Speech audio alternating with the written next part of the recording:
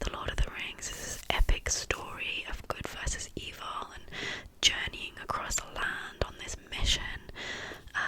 So there's a real expectation there in my mind from like modern reading of how the pacing and everything is going to be on that, you know, quite fast paced and stuff. And obviously The Lord of the Rings is not really like that. Whereas this, which is essentially, you know, kind of historical records and just, you know, going through and documenting, like talking about all these like creation myths and stories of people that have gone before, key points in the history, because I knew that's what it was going to be. I didn't have an expectation on pacing and things like that. So I actually in some ways found it easier, weirdly. Like I say, obviously the audiobook probably helped. The audiobook, however, did not help in terms of keeping track of names and people and places, because there are so many, obviously so many characters this covers. I don't know how many thousands of years of history, picking out like how certain races developed over time and key people throughout history. So yes, I don't know how many hundreds and hundreds of names you get in this. I definitely struggled keeping track and remembering some of it. So there were definitely parts of this, in particular I think, talking about some of the kind of the race of men, that was more difficult for me to really feel interested in, and, you know, latch onto the story in that way. But yeah, the parts that I really particularly loved hearing about were, to start with, the kind of creation of Middle Earth. Hearing about Sauron's origins was really interesting. I obviously kind of love, hate his character. I found this story with Ungoliant and Melkor really fascinating. Ungoliant was essentially Shelob, the giant spiders, one of that creature's ancestors, and a really dark, ruinous force. So yeah, that was really fun to read about. Hearing about the different types of elves, and how those different kind of factions and the separation of the elvish race kind of came into being. Super surprising to hear about some of the really bad stuff some of the elves did. Obviously the tale of Beren and Luthien I really, really enjoyed. That was probably the kind of centerpiece, standout, and I'm actually surprised that we don't have any real movie or TV series. I would love someone to make that, focusing on Beren and Luthien.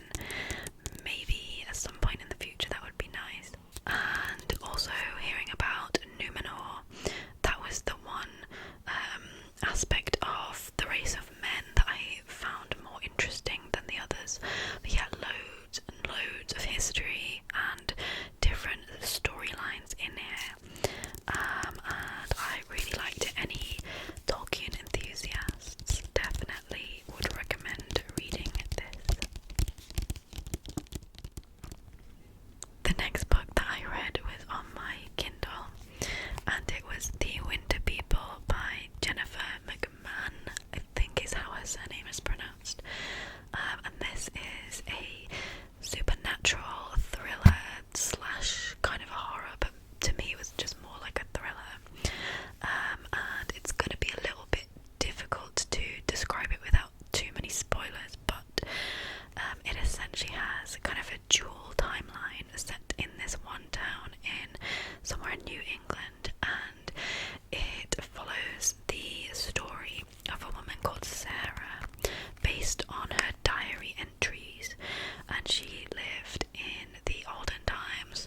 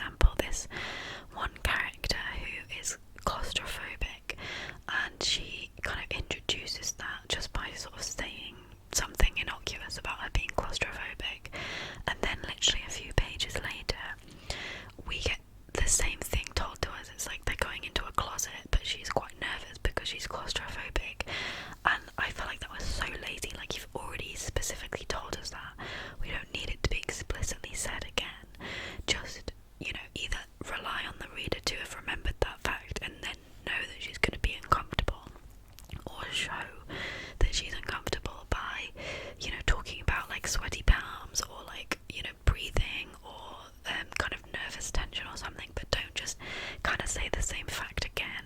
I felt like that was really kind of annoying. It happened a couple of times, so definitely like bad marks for that.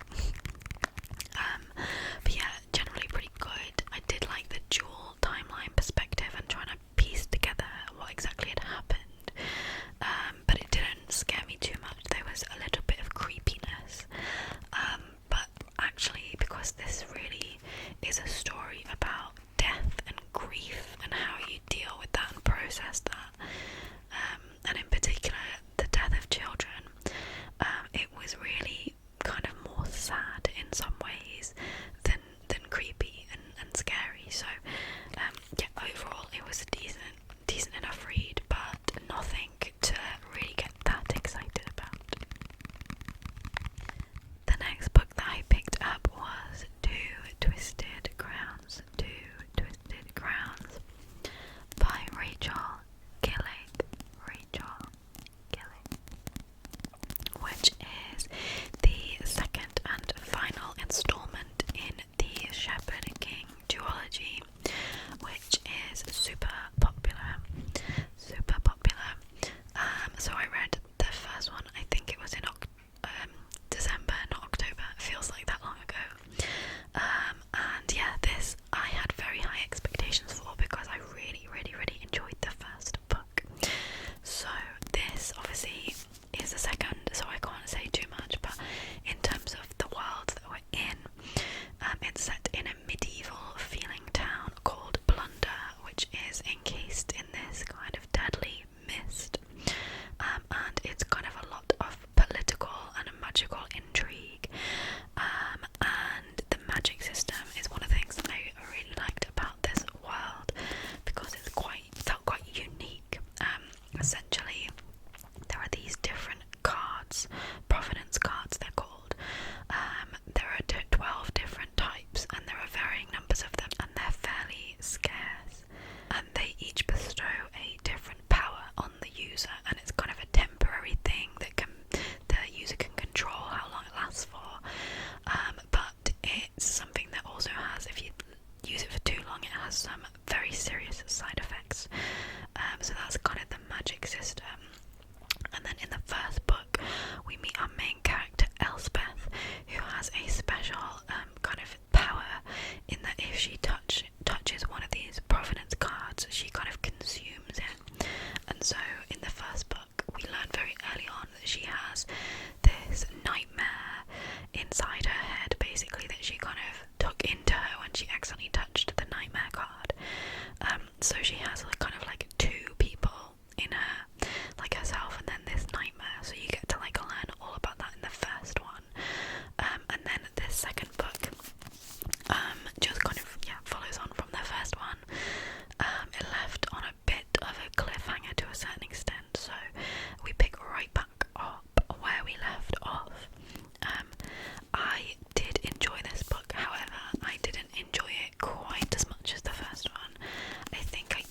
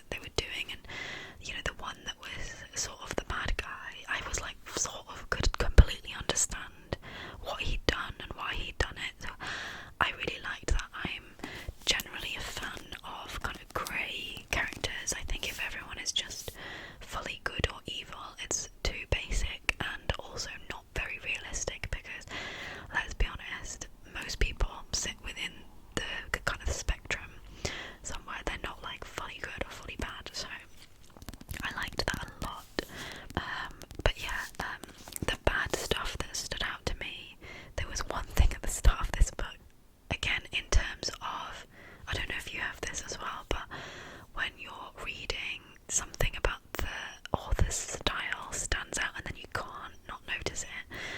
But at the start of this, quite early on in this book, the author uses the same descriptive of swollen fingers. This character has swollen fingers, and we hear that like 6-7 times. And there was a moment that I think it was supposed to be kind of like slightly sexy, and he was like fumbling with his clothes, but then he had these swollen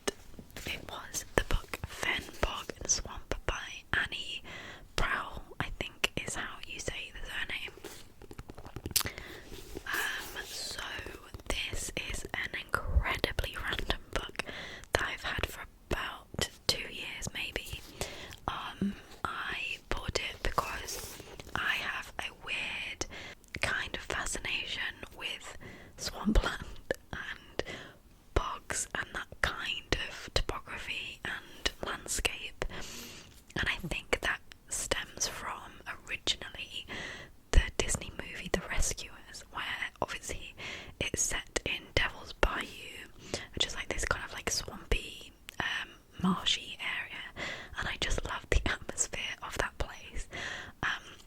And that has stayed with me, and I, have seen it in like computer games and other like literature and stuff, and there's something really evocative, and that gets my creative juices going when I think about swamps and marshes and stuff. So I basically wanted to read a book about that, to learn more about the ecology of those environments and just to kind of soak in the atmosphere of those landscapes.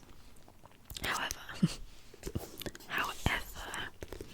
this book really was not that, and I think part of the onus was on me for not really doing my due diligence and researching what this book was actually going to be about, because even though it's called Fen, Bog and Swamp, the amount of this book that is really dedicated to describing those types of areas is so minimal.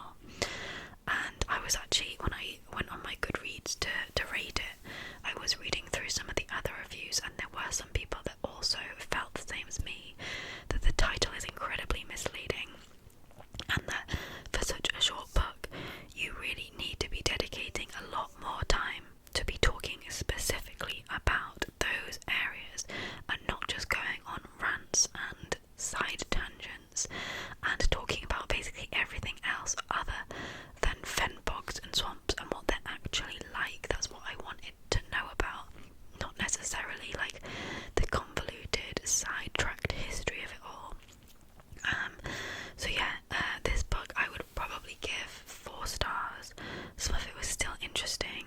I don't think the writing was that bad, but it was definitely on the lower side of average and creeping very much into the bad territory, I would say.